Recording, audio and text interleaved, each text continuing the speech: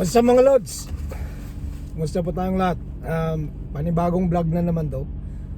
Tayo po ay magdadrive papuntang downtown Toronto.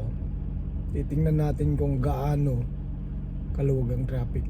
Ang oras natin ay alas 2 ng hapon dito sa Toronto, Canada. At kung makikita nyo, makapal pa rin ng jacket ko dahil talagang malamig pa rin. -5 ang temperature. Makikita nyo sa gilid-gilid, nakatambak pa rin mga snow doon dito kung saan para lang malinisan ng mga daanan dito dahil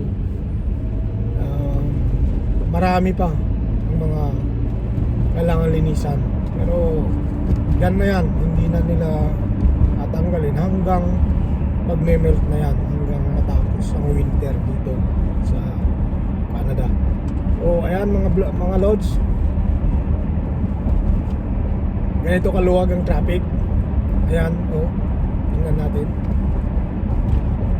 sa ating likuran, makikita nyo kunti lang sasakyan at magandang daloy ng traffic ngayon, hindi mabagal, magandang takbo, kaya mabilis ang ating